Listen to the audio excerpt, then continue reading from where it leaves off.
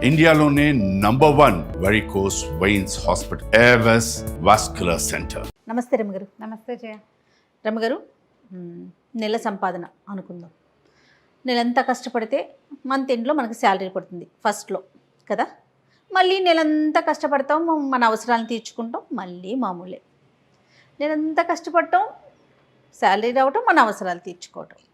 ఇంకా ఇదే నా జీవితం. ఇట్లానే రొటీన్గా ఇంత సంపాదన ఇంత ఖర్చు, ఇంత సంపాదన ఇంత ఖర్చు. కొంచెం ఎక్కువ వెళ్తే అప్పులు పాలవటం, ఆ ఖర్చును తగ్గించుకునే ప్రయత్నం చేస్తూ ఉండటం. ఇంతకు మించి ఎట్లా రమ్మగారు? అంటే ఇంకా ముందుకు వెళ్ళాలనే ఆలోచన కొంతమందికి ఉంటుంది. ఎలాగైనా వెళ్తాను అంటే జీవితం అనుభవించడం ఎలా అంటావా?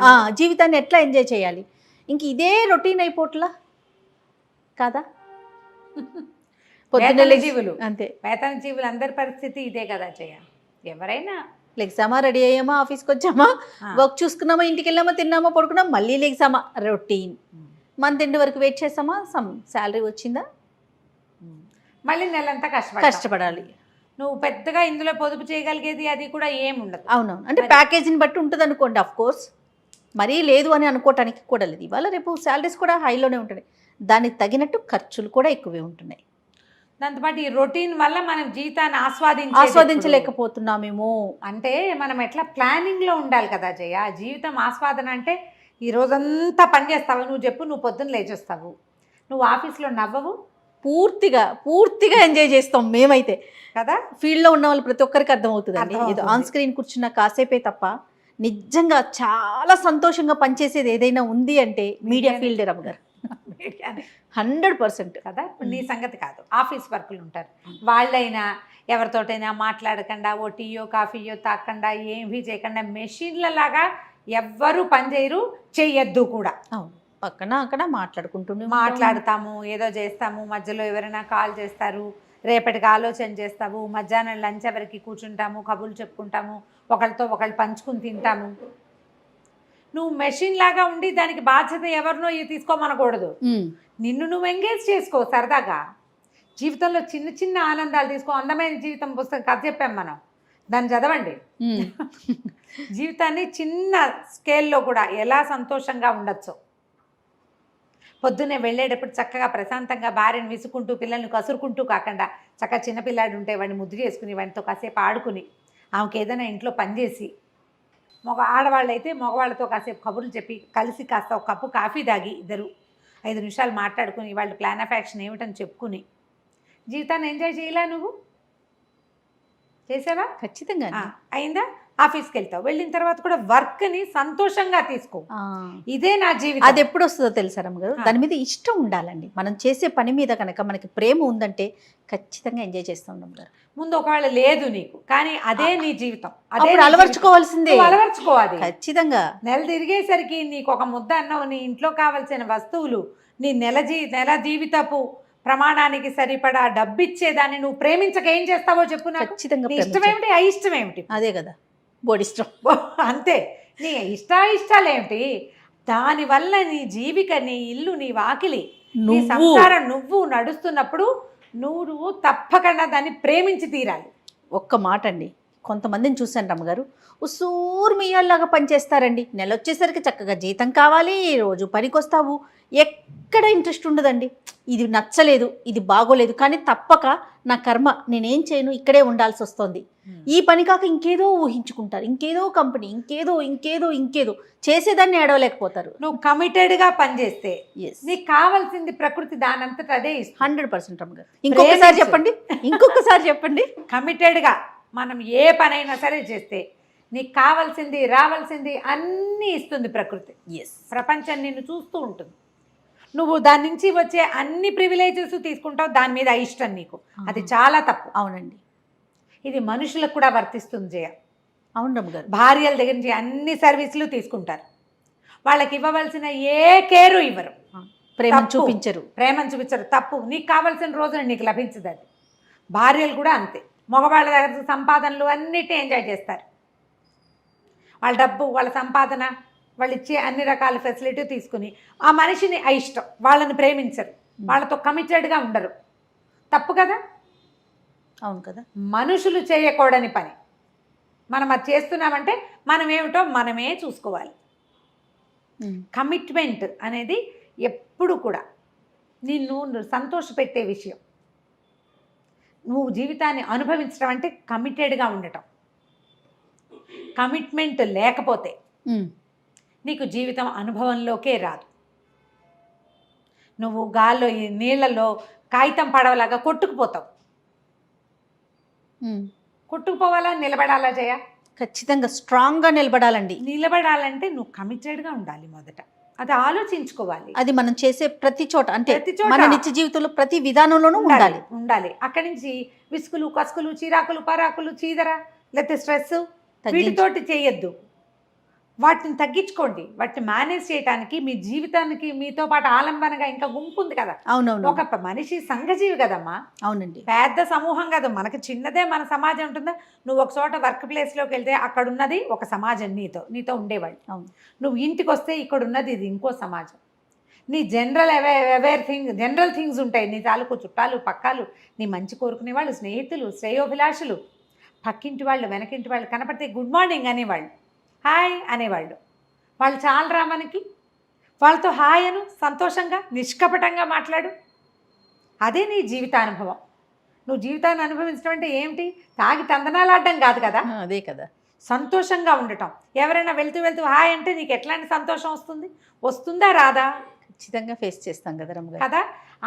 ఒకవేళ రాదని ఎందుకు నాకు సంతోషం రావట్లేదు అని ప్రశ్నించుకో. అది మనలో లోపం ఉన్నట్టే కదా. గ్యారంటీగా నీకు ఎవరైనా పలకరించినా నువ్వు మొహం మార్చుకునే ఉంటావంటే మొహం మాడుపు నీ ప్రత్యేకత అనుకో. ముందు దానికి రిపేర్ చేసుకో. కొన్ని సందర్భాల్లో రమ్మగారు మాట్లాడితే సమస్య తీరిపోతుంది. ప్రతిదానికి అరిచి కేకలు పెట్టేయక్కర్లా. కానీ అలా మాట్లాడడం, దాన్ని కూడా మనం స్ట్రెస్గా ఫీల్ అయ్యి అది ఎదుటి వాళ్ళ మీద తోసేస్తూ ఉంటాం కదండి. స్ట్రెస్గా ఫీల్ అయిపోతాం. అవును. అక్కడ మాట్లాడొచ్చు, ఆ సమస్య అక్కడతో తీరిపోతుంది. కానీ అలా తీసుకో. తర్వాత మనం జీవితాన్ని ఇలా నెలసరి సంపాదనలతోటే ఉంటే మనం ఎట్లా అనిపిస్తుంది? మీరు ప్లాన్ చేసుకోండి సరిగ్గా. ఎట్లా అంటారు? ఇప్పుడు నీకు 50,000 నీ జీతం అనుకో. నీ ఖర్చులు ఒక 40,000, ఒక 10,000 నువ్వు సేవ్ చేయగలవు. ఒక 5 తగ్గించు, 35 చెయ్యి. ఇట్లా ఒక 6 నెలలు చేశాక ఒక చిన్న ట్రిప్ వెళ్ళు నువ్వు దాచిపెట్టిన డబ్బులతోటి. ఇక ఉద్యోగపు హైరానా ఏమీ లేదు. ఒక 1 వీక్ పాటు అంతే. అమ్మ నాన్నని తీసుకెళ్ళు, భార్య పిల్లల్ని తీసుకెళ్ళు, అన్నయ్య వదిన అక్క బావ అలా కలిసి వెళ్ళు. ఎప్పుడైనా ఒకసారి సడన్గా చుట్టాలు వేరే ఊళ్ళో ఉంటే ఒక 4 రోజులు పిల్లల్ని తీసుకుని వెళ్ళిరండి. మీ జనరల్ సేవింగ్స్ కాకుండా ఇలా కొంచెం సేవ్ చేయండి. ఒక సడన్ ట్రిప్ ప్లాన్ చేసుకోండి. స్నేహితులతో కలిసి వెళ్ళండి. తాగటం తింటాం నువ్వు ఒకటివే కాదు, కుటుంబంతో ప్రాక్టీస్ చేయండి. ఇప్పుడు మన సమస్య ఏంటంటే జయ, మనకి సమాజాలు చిన్నవి.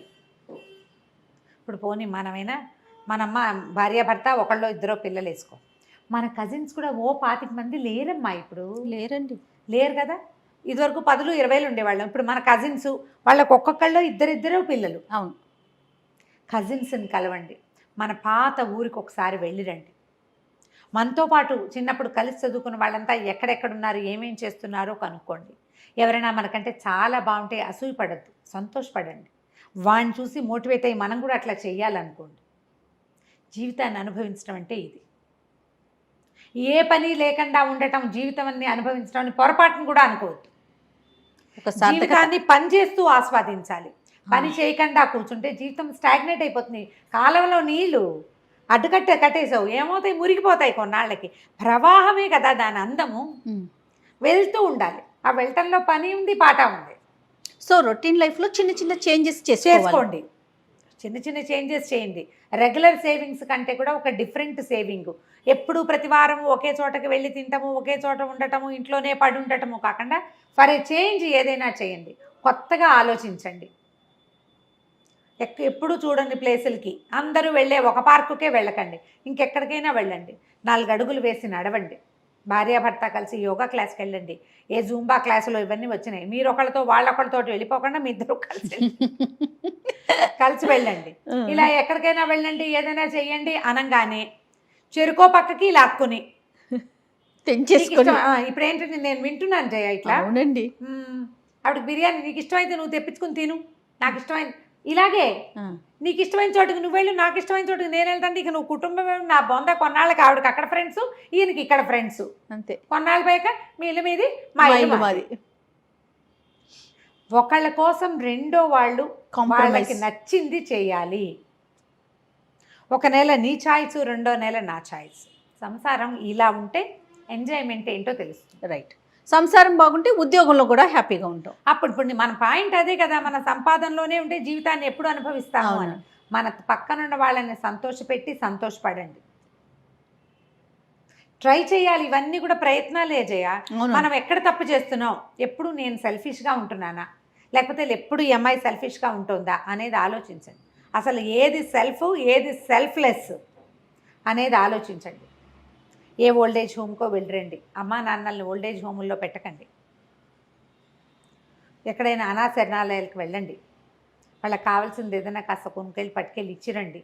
ఇట్లా ఏవైనా చేంజ్ చేసుకోండి లైఫ్లో.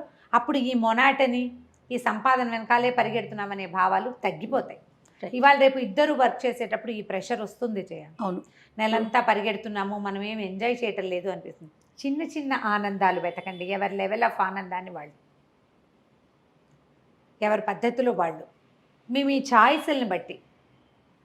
వాన వచ్చేటప్పుడు కాగితం పడవ చేసి నీళ్ళల్లో వేసినా సంతోషంగానే ఉంటుంది జయ. నేను ఇప్పటికి చెప్పనా, నేను ఇప్పటికీ కూడా ఈ షాపింగ్ లిస్ట్ రాస్తామా కాగితం, అది లిస్ట్ అయిపోయిన తర్వాత అది పడిపోతుందా, నేను దాన్ని మడత పెట్టి పడవ చేస్తాను జయ. తోచకపోతే చేసే పనులు, ఏదో ముగ్గేస్తాను, పెద్ద వాకిట్లో ముగ్గులు గిగ్గులు నేనేం వేయను, మా సత్యవత వేసుకుంటుంది. ఏదో ఒక దాని మీద ఏదో గీస్తూ ఉండటం. కాగితం పడవలు ఎన్ని పడవలు ఉంటాయో మా ఇంట్లో. ఇంకేం పెద్దవి రావు నాకు. కత్తి పడవ, మామూలు పడవ రెండే వచ్చు. మీకు అలా నచ్చిన ఏదైనా ఒక పని ఉంటే, అవి సంగీతం కావచ్చు, డ్యాన్స్ కావచ్చు, చిత్రలేఖనం కావచ్చు, బొట్లు అల్లటం, పూసలు అల్లటం, ఆర్నమెంట్స్ చేసుకోవటం, శారీస్కి ఏదైనా చేయటం, ఎంబ్రాయిడరీ చేయటం, చిన్న చిన్న వర్కులు చేయటం, మీ స్ట్రెస్ అందులో రిలీవ్ అవుతుందేమో చూడండి. ఆడ మగ కూడా. మట్టితో పాటరీ చేయటం, పాత్రలు చేసుకోవటము, షాపింగ్ చేయటము, విండో షాపింగ్ చేయటము. ఇది వరకు నాకు అది స్ట్రెస్ బస్టర్గా ఉండేది. ఈ కరోనా తర్వాత షాపింగ్లు ఎత్తేసాం. పైగా నేను ఫేమస్ అయ్యేసరికి ఎక్కడికి వెళ్ళినా ఎవరో ఒకళ్ళని పలకరింపులతోటే సరిపోతుంది. నాకు ఏమి చూడలేని చావలేను. అందుకని పై రాష్ట్రాలకు వెళ్ళినప్పుడే షాపింగ్ అని మానేసుకున్న షాపింగ్. మరి ఏం చేస్తాం, అదే చిన్న చిన్నవి చెయ్యండి. చక్కగా మార్కెట్కి వెళ్ళి ఫ్రెష్ కూరలు తెచ్చుకుని వంట చేసుకోవటం. వంట చేయొచ్చు స్ట్రెస్ తగ్గడానికి. భార్య భర్త ఇద్దరు కలిసి వంట చేయండి. ఓసారి నువ్వు, ఓసారి నేను, పొద్దు నువ్వు, సాయంత్రం నేను లాంటివి పెట్టుకోండి. జీవితాన్ని అనుభవించడం అంటే ఏమిటో మీకు అర్థమవుతుంది. తప్పకుండా రమ్మగారు చాలా పాయింట్స్ చెప్పారు. నమస్తే అండి. నమస్తే.